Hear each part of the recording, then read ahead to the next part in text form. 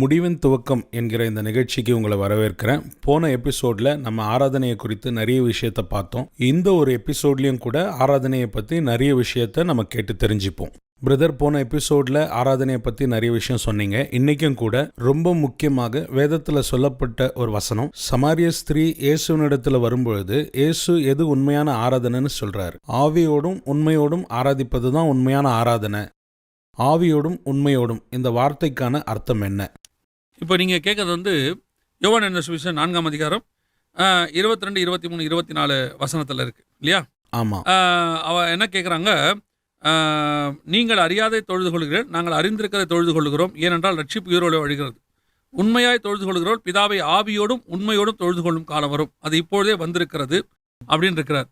அப்போது இந்த ஸ்திரீ அவரை நோக்கி ஒரு காரியம் கேட்குறாங்க. எங்கள் பிதாக்கள் இந்த மலையில தொழுது கொண்டு வந்தார்கள், நீங்கள் எருசலேம் இருக்கிற ஸ்தலத்தில் தொழுது கொள்ளணும் என்கிறீர்களே அப்படின்னு இருக்கிறது. அப்போ இந்த வர்ஷிப்புக்கு அவங்க கேட்கறதான விளக்கத்துக்கு இயேசு மிக தெளிவாக இந்த பகுதியில் என்ன பண்ணுறாரு, விளக்கம் சொல்கிறார்.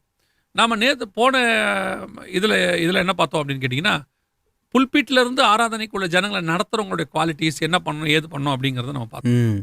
இப்போ நம்ம என்ன பார்க்கணும், இந்த சமாரிய ஸ்திரீ மாதிரி கீழே இருக்கிறவங்க, இவங்க என்ன ஆராதனை, இவங்க என்ன தொழுது கொள்றதோடைய மெத்தட் என்ன பண்ணணும் அப்படின்னு.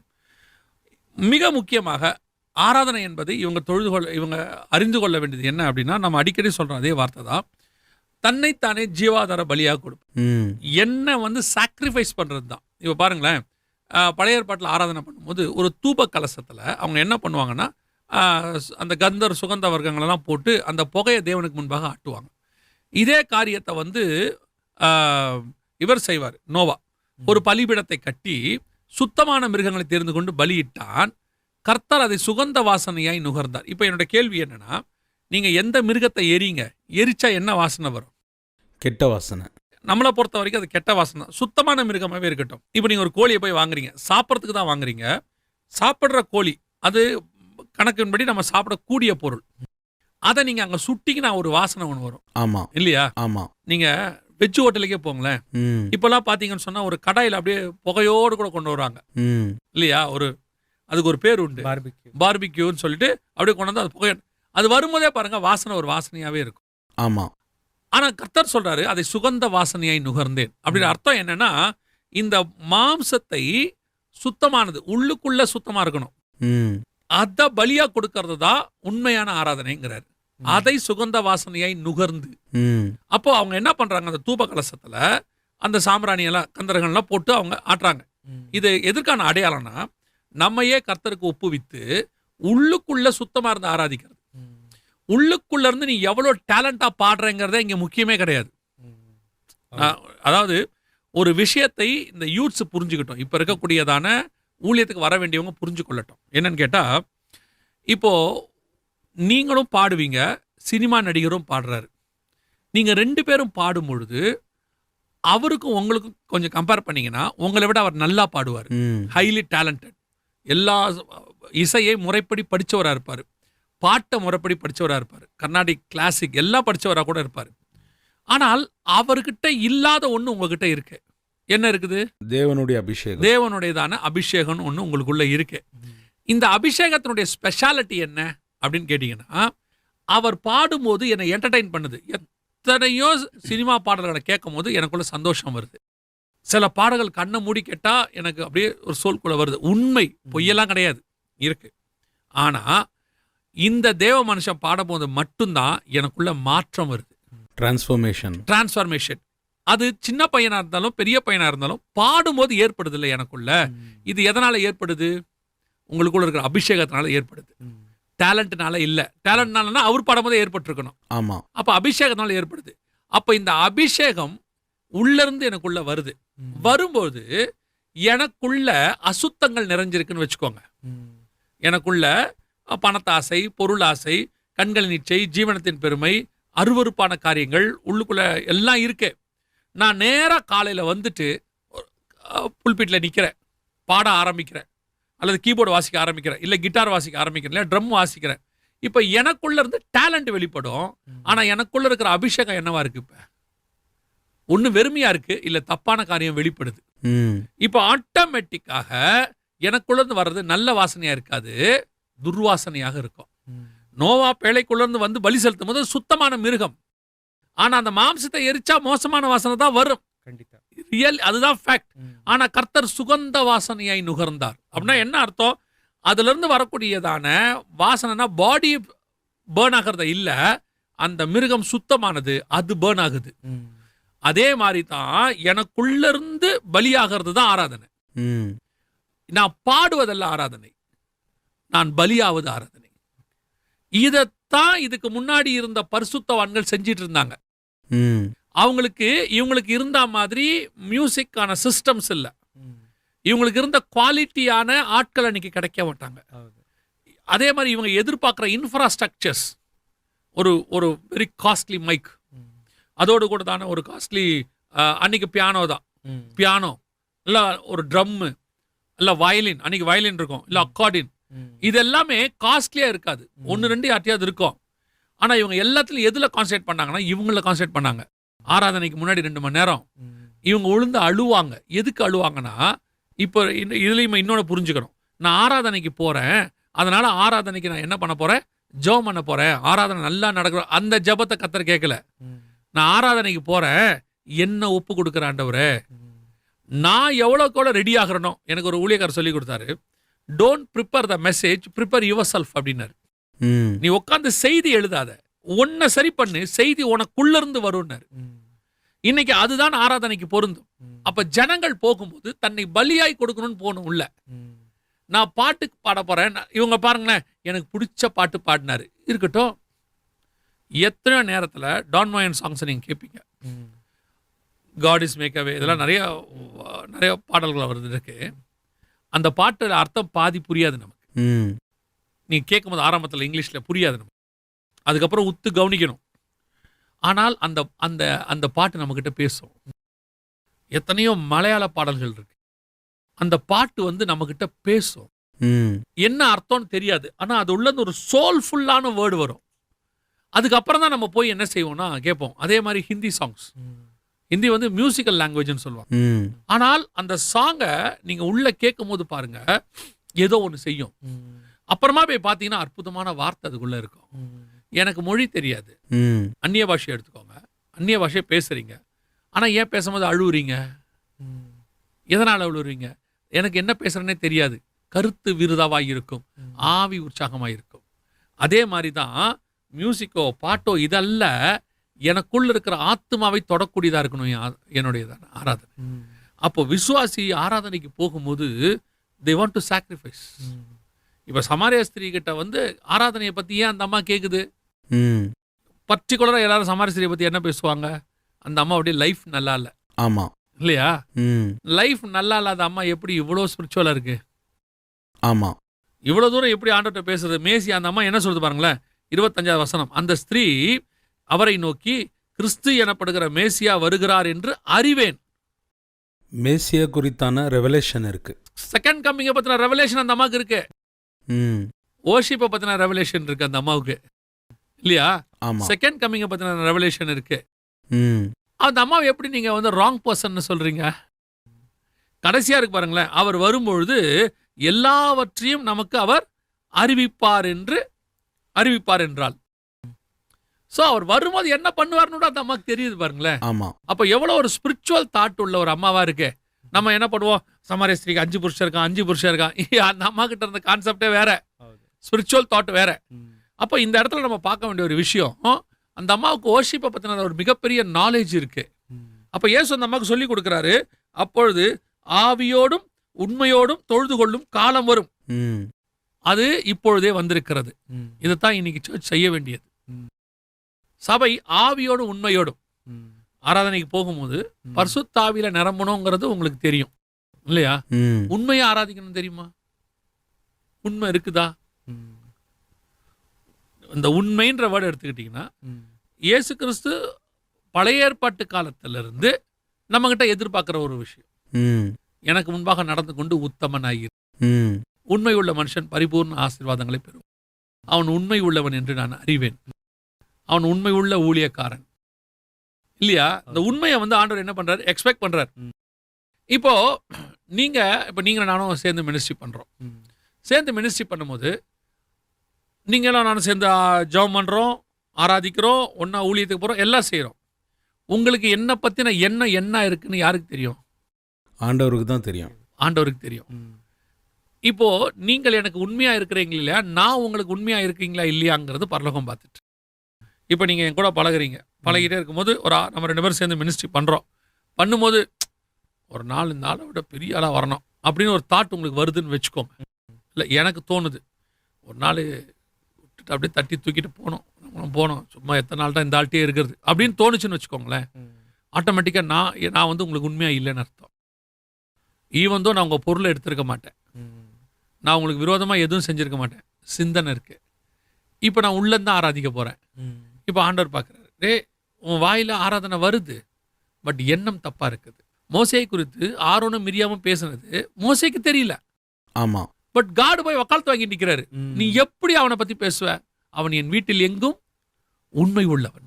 ஆமாம். அந்த உண்மை இதோடு இருந்து அவன் மேலே போகிறான். நான் அதனால தான் எப்போ அடிக்கடி ஒரு வார்த்தை சொல்வேன், எனக்கு ஆண்டவர் சொல்லி கொடுத்தது, எல்லாரையும் யோசுவாவாக இருக்கட்டும் அல்லது ஆரோனாக இருக்கட்டும், அது அவங்க சந்ததியாக இருக்கட்டும், இஸ்ரவேல் ஜனங்கள் எல்லாரையும் கர்த்தர் சொல்கிற வார்த்தை யோசுவா கூட தான் சொல்லுவார், இன்று பரிசுத்தம் பண்ணு, நாளைக்கு சந்திக்கிறேன். ஆனால் மோசே கிட்ட ஒரு நாள் கூட நீ இப்போ ரெடியாயோ, நாளைக்கு வந்து ஒன்று கூட்டிகிட்டு போகிறேன்னு சொல்லவே இல்லை. மோசே கிட்ட சொல்லும் போதெல்லாம் நீ ஏறி வா. ஏன் இவங்களுக்கு மட்டும் சுத்திகரிப்புன்னு ஒன்று இருக்குதே, ஏன் மோசேக்கு மட்டும் அது இல்லை அப்படின்னா, மோசே ஆல்வேஸ் ரெடி. அவன் அதுக்கப்புறம் தான் தனியாக போய் சுத்திகரிப்பு செய்யணுங்கிற இடத்துலயே அவன் இல்லை. காடு வந்து ஏன்னா காடு வந்து மோசேக்கும் ஒன்று தான், ஜனங்களுக்கும் ஒன்று தான். ஆமாம். அவரை கண்ட ஒருவனும் உயிரோடு கூட இருந்ததில்லை. அவருக்கு முன்னாடி நிற்க முடியாது.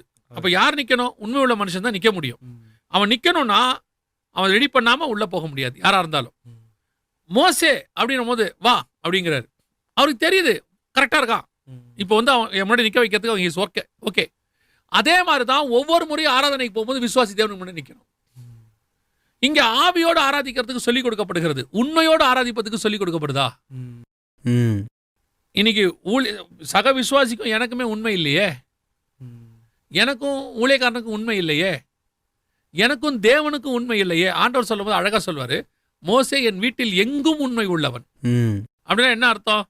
அவர் வீடுங்கிறது நிறைய இருக்கு, பரலோகம் அவருடைய வீடு, தரிசனத்தில் கூட்டு போறாரு, எல்லாம் காட்டுறாரு, அதுலயும் அவன் உண்மை உள்ளவன். அங்க கூட்டு போற அளவுக்கு அவன் உண்மை உள்ளவன். அவன் மேகத்துக்குள்ள கூட்டிட்டு போயிடுவார். ஆசாரியப்பு கூடாரங்கிறது ஒரு வீடு, தேவனுடைய வீடு, அதுலயும் அவன் உண்மை உள்ளவன். நான் தேவன் வாசம் செல்லும் ஆலயம், என்னிலும் எனக்கு நானே உண்மையா இருக்கிறேன். அதனாலதான் மோசையை பார்த்து சொல்றாரு, என் வீட்டில் எங்கும் உண்மை உள்ளவன். அவன் ஆசாரிய கூடாரம் எடுத்துக்கோங்க, பலிபீடத்துக்கிட்ட உண்மை உள்ளவன், பரிசுத்த ஸ்தலத்துல உண்மை உள்ளவன், மகா பரிசுத்தத்துல உண்மை உள்ளவன். உங்களை எடுத்துக்கொள்ளுங்க, என்னுடைய சரீரத்துக்கு நான் உண்மை உள்ளவன், ஆத்மாவுக்கு உண்மை உள்ளவன், என் ஆவிக்கு நான் உண்மை உள்ளவன்.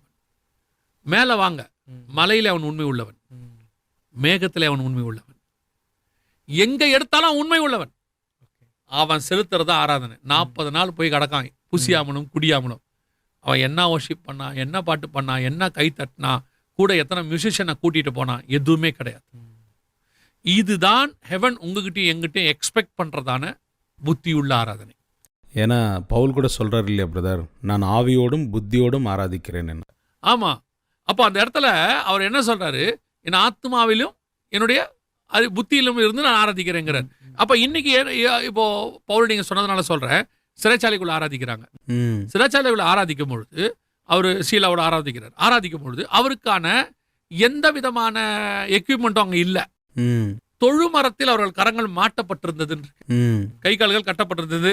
அப்போஸ்தலர் நடவடிக்கைகள் 16ஆம் அதிகாரத்தை நீங்கள் வாசிக்கும் போது 16ஆம் அதிகாரம் 23வது வசனம், அவர்களை அநேக அடி அடித்த பின்பு சிறைச்சாலையிலே வைத்து அவர்களை பத்திரமாய் காக்கும்படி சிறைச்சாலைக்காரன் கட்டளையிட்டான். அவன் இப்படிப்பட்ட கட்டளையை பெற்று அவர்களை உட்காவலில் அடைத்து அவர்கள் கால்களை தொழுமரத்திலே மாட்டி வைத்தான். கால் ரெண்டு என்ன பண்ணி வச்சிருக்கான்? தொழுமரம். அந்த ஒரு பெரிய தொழுமரம் சொல்லுவாங்க. அதாவது எப்படி கேட்டீங்கன்னா, ஜெயில வந்து நடுவுல மரம் மாதிரி இருக்கும், பெருசா தூணு மாதிரி இருக்கும், அதெல்லாம் அசைக்கவே முடியாது, அதுலதான் அது நிற்கும். அந்த தூண்ல சங்கிலி போட்டு கட்டியிருப்பாங்க, 2 காலையும், 2 பேருடைய காலையும் சங்கிலி போட்டு கட்டி வச்சிருக்கான். யோசித்து பாருங்க, இதான் அடிச்ச பின்பு. அங்க வசனம் சொல்லுது, அவர்களை அநேக அடிகள் அடித்த பின்பு அப்படின்னு இருக்கு. ஸோ இப்போ என்ன ஆயிடுச்சு, அடி வாங்கிட்டு காலெல்லாம் கட்டப்பட்டு உட்காந்துருக்கான். வசனம் சொல்லுது, அவர்கள் அந்த ராத்திரியிலே கர்த்தரை என்ன செஞ்சாங்கன்னா துதித்து பாடினார்கள். நடுராத்திரியில் பவுலும் சீலாவும் ஜெபம் பண்ணி தேவனை துதித்து பாடினார்கள். அப்ப இந்த சிச்சுவேஷன்ல உங்களால இன்னைக்கு பாட முடியுமா? நீங்க சர்ச்சில் ஏறி நிக்கிறீங்க, மைக்கு வேலை செய்யல, பாடுவீங்களா? உங்களால முடியுமா? உங்க ஆவி ஆஃப் ஆயிடும். அதுக்கப்புறம் மைக் ஆன் ஆனா நீங்க ஆன் ஆகிறதுக்கு 10 நிமிஷம் ஆகும் இல்லையா? அப்போ ஒரு நல்ல ஜனங்க வந்து கூடி உட்காந்துருக்காங்க, ஏசி ஆஃப் ஆயிருச்சு, ஆராதிக்க முடியுமா? வேர்த்து ஊத்துன ஆராதிக்க முடியுமா? சீக்கிரம் ஆராதனை முடிச்சிருவீங்க. அடிச்சு கை கால தொழு மரத்துல மாட்டியிருக்கான். அப்போ இவனுடைய ஆராதனை முழுக்க என்னவா இருக்குன்னா தேவனை நோக்கி இருக்கு. இன்னைக்குள்ள ஆராதனை முழுக்க ஜனங்களை நோக்கி இருக்கு, ஜனங்களை என்டர்டெயின் பண்றதுக்கு. ஜனங்களுடைய ஆராதனை முழுக்க புல்பிட்டை நோக்கி இருக்கு. சரி, இப்படி இருக்கட்டும். ஆராதனை வீரர்னு ஒருத்தர் இல்ல, லீட் பண்றவர் ஒருத்தர் இல்ல. நீங்க ஆராதிப்பீங்களா சர்ச்ல? இன்னைக்கு இது அது முடியுமா? செய்தி கொடுக்க பாஸ்டர் இருக்கிறாரு, சரி பாட்டு பாட ஆள் இல்ல. நீங்க எல்லாரும் கொஞ்ச நேரம் கர்த்தரை ஆராதிங்க அப்படின்னா சோதரம் சோதரம் சோதரம் பாங்களே ஒழிய ஒரு ஆள் லீட் பண்ணும். அப்பான்னு சொல்லுங்க, கூப்பிடுங்க, வாயை திறங்க, கத்துங்க, ஆண்டவரை நோக்கி பாருங்க. ஏன்? இன்னொன்று என்னன்னா, கையை தூக்குங்க, கரங்களை தட்டுங்க அப்படின்னு யாருன்னா சொன்னதான் பண்றாங்க. இது வாலண்டியரா வர்றதில்ல. அவங்க நான் என்ன சொல்றேன், நீங்கள் தேவனோடு கூட உட்கார ஆரம்பிச்சு ஆராதிக்க ஆரம்பிச்சிட்டீங்கன்னா உங்களை என்கரேஜ் பண்றதுக்கு ஒரு ஆள் தேவையே கிடையாது. உங்களுக்கு யாரும் கண்ட்ரோல் பண்ணவே முடியாது. உங்களை அறியாமலேயே நான் ஒரு சிலரோட டிரைவ் பண்ணியிருக்கேன். டிரைவ் பண்ணிட்டு போகும்போது பார்த்தீங்கன்னா, நானும் டிரைவ் பண்ணுவேன், அவங்களும் டிரைவ் பண்ணுவாங்க. பார்க்கும்போது நான் பார்த்துருக்கேன், ஒரு 6 மணி நேரத்தை கூட அவங்க ரொம்ப அசால்ட்டாக வண்டி ஓட்டுவாங்க. அவங்க வண்டி ஓட்டிகிட்டே இருப்பாங்க, பட் அவங்க ஸ்பிரிட்டில் கத்தரோட இருப்பாங்க, ஆராய்ச்சிட்டே இருப்பாங்க. அவங்களுக்குள்ள இந்த ஆத்தம் ஆராய்ச்சிட்டே இருக்கும். அப்படியே அவங்களுக்கு அந்த 6 மணி நேரம் போனதே தெரியாது.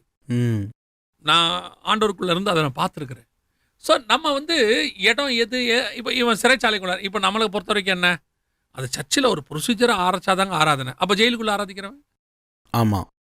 ஸோ நாம் என்ன எக்ஸ்பெக்ட் பண்ணுறோம், என்ன சொல்ல வரோம் இதுலேருந்து அவங்களன்னா, ஆராதனை என்பது இசையையும் டேலண்ட்டையும் நம்பி அல்ல, இருந்தால் நல்லது, வேணான்னு சொல்லலை.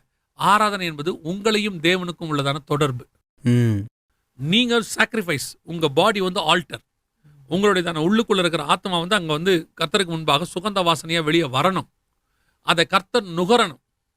நுகரும் பொழுது உங்களுக்கான காரியங்களை கர்த்தர் பேசுவார். இது வந்து ஒரு செயின் ரியாக்ஷன். நீங்கள் அந்த நுகரும் போது ஆவியானவர் சபையில் உங்கள் ஊழியக்கார வழியாக உங்ககிட்ட பேசுவார். இவன் நோவா பலி கொடுக்குறாரு, அவங்க வந்து பேசுகிறாங்க, ஆண்டவர் வந்து பேசுகிறாரு, உடன்படிக்கை ஏற்படுத்துறாரு. இப்போ நீங்கள் பலி ஆகுங்க, கர்த்தர் வந்து பேசுவார். ஈசாக்க பலி கொடுக்கும்போது கர்த்தர் வந்து பேசினார். இன்னொன்று எப்படின்னா பிரதர், இப்போ வர்ஷிப்பு வேர்ட் பேஸ்டாக இல்லை. நம்ம வேதத்தில் எந்த பக்கத்தில் திருப்பி பார்த்தாலும் அது வசனத்தை சார்ந்து இருக்கும். நம்ம நெகேமியாவின் காலத்தில் பார்க்கலாம், புதிய உடன்படிக்கையில், ஆதி அப்போஸ்தல சபைகள்லையும் கூட வசனத்தை பேஸ் பண்ணி தான் ஆராதனை பண்ணாங்க. ஆனால் இந்த காலகட்டத்துடைய ஆராதனை எப்படி இருக்குன்னு சொன்னால் அது வெறும் பாடலாகத்தான் இருக்குது, வசனம் சார்ந்து இல்லை. இல்லை, அதான் இதுக்கு பின்னாடி ஒரு லாங் டாபிக் இருக்குது. சும்மா நான் ஒரு சின்ன கொஸ்டின் கேட்குறேன். பாட்டு முதல்ல வந்திருக்குமா, வார்த்தை முதல்ல வந்திருக்கும்? வார்த்தை தான் முதல்ல வந்திருக்கும். அப்புறம் தான் வார்த்தைக்கு என்ன பண்ண முடியும்? முதல்ல மனுஷன் வெறும் இசை மியூசிக் மம்மன்னு போடுறவனாக இருந்தானா, பேசுகிறவனாக இருந்தானா? நீங்கள் எடுத்த உடனே மனுஷன் பேசுகிறவனாக தான் இருந்தான். அதுக்கப்புறம் தான் காயின் காலத்தில் தான் நாதஸ்வரம், அப்புறம் வந்து கிண்ணறம்லாம் கண்டுபிடிக்கப்படுது. மியூசிக் இன்ஸ்ட்ருமெண்ட்னு ஒன்று வருது. முதல்ல மனுஷன் வார்த்தையில தான் வாழ்ந்தான், இப்போவும் வார்த்தையில தான் வாழ்றான். இசை நடுவில் வந்து இல்லையா? அப்போ இந்த மியூசிக்கு second, word of God is first. ஆமாம். இங்கே என்ன ஆயிடுச்சுன்னா, மியூசிக் ஃபர்ஸ்ட் வந்துருச்சு, வேர்ட் ஆஃப் காட் செகண்டாக போயிடுச்சு. ஒரு பீரியட்ல வேர்ட் ஆஃப் காடுக்கு இடம் கொடுக்காம மியூசிக் டாமினேட் பண்ண ஆரம்பிச்சிச்சு. ஒரு இடத்தில் வேர்ட் ஆஃப் காடுக்கு கான்சென்ட்ரேஷனே தேவையில்லை, மியூசிக் இஸ் த இம்பார்ட்டன்ட். இன்னைக்கு நிறைய இடத்துல நம்மளால் பார்க்க முடியுதுங்க பிரதர், வர்ஷிப் கான்செப்ட் தான் நிறைய, வேர்ட் ஆஃப் காட் கான்செப்ட்ன்றது எங்கேயும் பார்க்க முடியல. அதுதான் இது என்னன்னா, ஜனங்களை வந்து என்டர்டெயின் பண்ண ஆரம்பிச்சிட்டோம். ஜனங்களும் என்டர்டெயின்மெண்ட்டை விரும்ப ஆரம்பிச்சிட்டாங்க இல்லையா?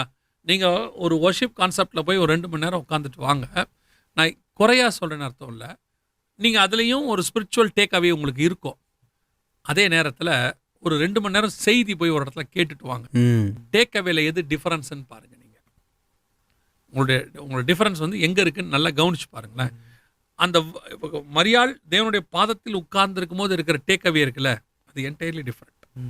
அதுலேருந்து கிடைக்கிறதே வேற தான். இந்த வேர்டு ஒரு நாளில் பாட்டாக மாறும். சும்மா ஒரு உதாரணத்துக்கு கேட்குறேன். சங்கீதம் புஸ்தகம் இருக்குல்ல, சங்கீதங்கிறது பாட்டா இல்லை வார்த்தையா? வார்த்தை. ஆனால் சங்கீதக்காரன் பாடியிருக்கான். ஆமாம், அதனால தான் அதுக்கு பேர் என்னது? சங்கீதம். ஆனால் இப்போ உங்களுக்கு கொடுக்கும் போது அது மியூசிக்காக கொடுத்துருக்காரா, வேர்ட் ஆஃப் காடாக கொடுத்துருக்காரு? வேர்ட் ஆஃப் காடாக தான். நீங்கள் தான் அதுக்கு டியூன் போட்டுக்கிறீங்க. ஆமாம், நீங்கள் தான் அதுக்கு மியூசிக் போட்டுக்கிறீங்க. மியூசிக் போட்டு பாடுறவங்க பாடி சிடி போடுறாங்க, இல்லைனா வந்து பாடி யூடியூப்ல ஏற்றிக்கிறாங்க. ஆனால் அத்தனை பேரும் மியூசிக் போடாதவங்களா இருக்கட்டும் எல்லாம், ஆனால் சங்கீதத்தை சங்கீதமாக படிக்கிறாங்க. ஆமாம், மெசேஜில் சங்கீதம் யூஸ் பண்ணப்படுகிறது, வார்த்தையாக யூஸ் பண்ணப்படுது. உன்னத பாட்டு வார்த்தையாக யூஸ் பண்ணப்படுது, புலம்பல் வார்த்தையாக யூஸ் பண்ணப்படுது. இதெல்லாம் பாட்டை நான் சொல்கிறேன். புலம்பல் என்பது ஒரு பாட்டு, உன்னத பாட்டுங்கிறது ஒரு பாட்டு, சங்கீதங்கிறது ஒரு பாட்டு. இதை நம்ம ஒரு வேர்ட் ஆஃப் காடா யூஸ் பண்ணிட்டு இருக்கோம். ஆமாம், ஓகே.